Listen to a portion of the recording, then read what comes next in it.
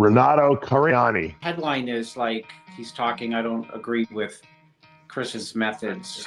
He's popular in Brazil, in Yeah. other words. Is that what you're saying? Okay. You know, he should remind his listeners in Brazil only that, he wants to shit on me, but in a soft way. And I know the person looking at him wanted to pick him apart and say, see, you know what the problem is? If Ramon comes back and dominates shows, then he looks like an idiot. Fala, rapaziada, o Cris Aceto tá pistola com o Cariani porque ele comentou aí no podcast do Dave Palumbo, né, que enviaram a ele vídeos do Cariani onde ele tá falando que não concorda com os métodos dele. O Aceto ficou tão pistola que ele literalmente comentou todos os atletas que ele já preparou aqui do Brasil. Ele citou várias vezes aí o nome do Cariani e comentou que ele é só um entrevistador e um pequeno preparador. E finalmente quebrou o gelo e comentou da condição do Ramon, rapaziada. Now, Chris, you had a little run-in. Explain what's going on with the whole Brazilian press that you're in. Oh, no, you can put up. I sent you the picture. So someone sent it to me, and you can put it up. It's what's the guy's name? Renato Cariani. I'll pull him up. I'll pull his Instagram up. He's got a very popular. Here he is. He's got 8.6 million followers on Instagram. The Oprah Winfrey of Brazil, but he's probably, but he preps people. And so here he is, the headline is like, he's talking, I don't agree with Chris's methods. And of course, prior to this, he's the opposite, saying, Chris is the best. And I just want to remind him that, he's a small prep. He preps people. So I don't know if he thinks. Why does he have so many followers, Chris? That's the question. Because he's a good interviewer, probably. But okay. So he's popular in Brazil, in other words. Is that what you're saying? Okay. He should remind his listeners in Brazil only that every show Rafael Brandão ever competed in, he was in great shape. Right. So what did he say about you? What did he say about you? After Ramon gets fourth, he wants to take the soft, he wants to shit on me, but in a soft way. And I'm sure the soft way is simply because, if Ramon comes back and dominates shows, then he looks like an idiot. So, he's hedging his bets. It's what it's called. So he can remind his listeners during the show that, like I said, Rafael Brandão was in shape at every single show that I prepped him for. Eduardo Correa's Brazilian. He's kind of been in shape for every single show. I prepped Ricardo Correa, who lives in Brazil. Rude boy. He was peeled when I helped him. Ramon, of course. Marcelo Alfonsi just turned pro in the 212, and he beat Fabricio Moreira, which is one of the best 212 bodybuilders in Brazil. He just got his pro card in the Olympia. Right. He's Fabricio. William Martins is Brazilian. He got his pro card with me. He was placing second, third, fourth, and fifth in very competitive pro shows and beaten Olympians and peeled out of his mind when I was coaching him. He's Brazilian. Good Vito is not Brazilian, but he lives there. Right. Alan Bonadaman, great professional bodybuilder, needs more size, but he's always peeled to have coached. And Matt Grego, who just 1 year ago from the New York Pro, he was at the New York Pro and he lost to, what's the guy's name? Junior Jaworski, who's a really good Olympian. And Matt got, 6th at that show. And I think Junior was second. And 1 year later, Matt beats a Brazilian at the New York Pro, Eric Wildeberger, and comes to this show 20 pounds bigger than last year's Olympia. That's not an exaggeration, 20 pounds. And he beats, amazingly, incredible classic competitors from Brazil, including Gabriel Zaccanelli, Gabriel. Yeah, he's really good. And Fabio Jr., who's a really good classic guy. And I also helped, I used to coach Fernando Maradona, who's really well known in Brazil. So, but, he wants to spout off to his 8 million, people who listen to him. Well, I've always questioned those methods. You know, maybe you don't even know, maybe the methods are so outside the box and you're thinking inside the box that sure you would question them. But I just gave my Brazilian resume to you, so you can, you know, shove that down, you know, wherever he wants to shove it. My rant. So all the Brazilians can pick it up tomorrow, and he can go on his little show with 8 million people and say how he's going to prep Ramon for the next show. Well, you know, I don't think Ramon looked bad for the show. I don't know why. Maybe he can call Rafael because, you know, he struggled the last 2 shows with his condition. I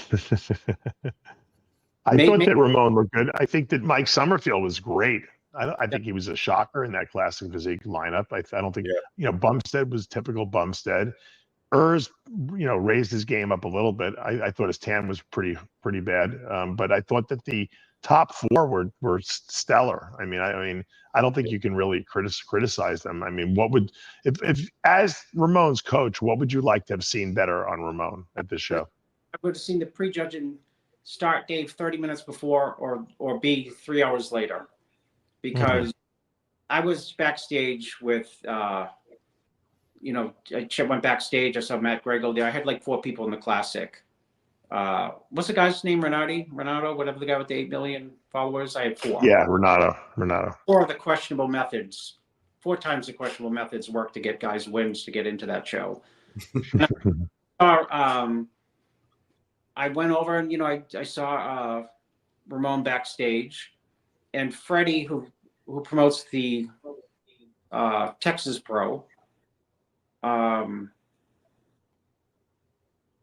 The quote is, "I've never seen condition like that." Right. And I looked and I said, "Yeah, I'm going to go sit down." And then he came out, of course, and he was like a YouTube video of the sweating bodybuilder. You know, he started to sweat like crazy. His tan was rubbing, you know, falling right off him. Yeah. You couldn't see what he looked like at all, really. And Breon, I mean, the classic guys are the best. You know, they support. I mean, I'm not saying the open guys wouldn't do it too, but Breon, like, telling them, you got to wipe your sweat off while he's competing against them. Right.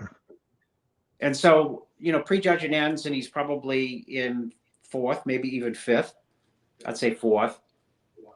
And then I went to the hotel after the prejudging. Somebody pretty prominent in the sport came to the room to talk to Ramon, and he wanted to see what Ramon looked like. This was probably within 2.5 hours after the show, and he looked the exact same as when I had left him prior to going on the stage. He was peeled, and I know the person looking at him wanted to pick him apart and say, "See, you know what the problem is," and he just hit all the poses, and the guy didn't say one word in terms of being spot on.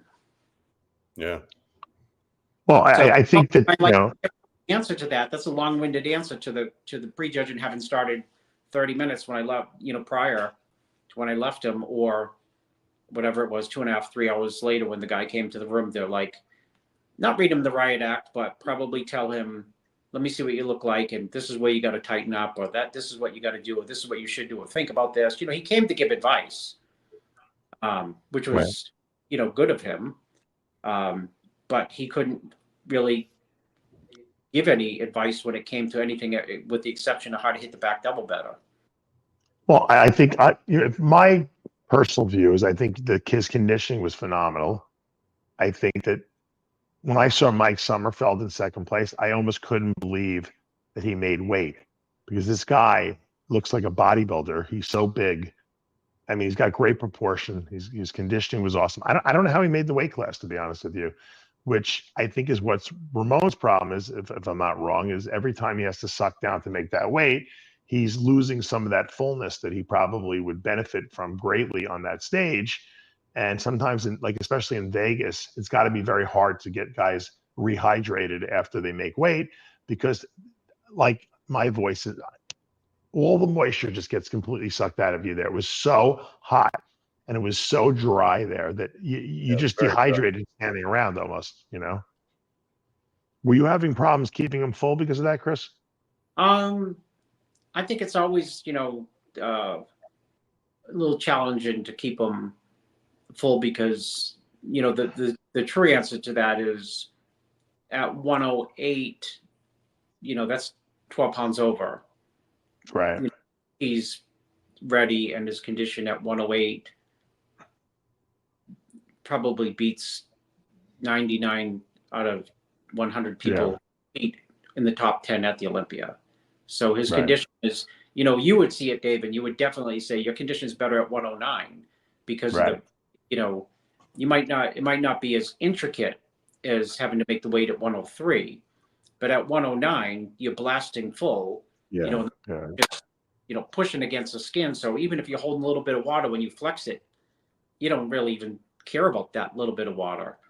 So, moving down is always, it's been a challenge every single show. And the irony is, well, they did move the weight cap up. But every single show is a last, 2, 3, 4, 5, 6 day struggle of how do you get there? Because some years it's been impossible to get there. You know what I mean? It's your day out and you're still 2 pounds over and there's nothing else to do other than don't breathe, So the answer is it's a challenge. I think what we're starting to see, and maybe John, you can comment on this, is that classic bodybuilding or classic physique, whatever you want to call it, whatever it's called, is more about proportion than it is about how much you weigh. And I think now that they're realizing that the judges can really influence who wins and looks good in this division by how they judge the physiques. So even if they took away the weight cap, I think the physiques wouldn't get out of hand as long as the judges rewarded the guys who had the classic look, like a Ramon, like a Urs, like a Bumstead, because the only way it gets out of hand is because the judges start rewarding bigger and harder, and then the weights get bigger, and then you lose the proportion. I've always said that,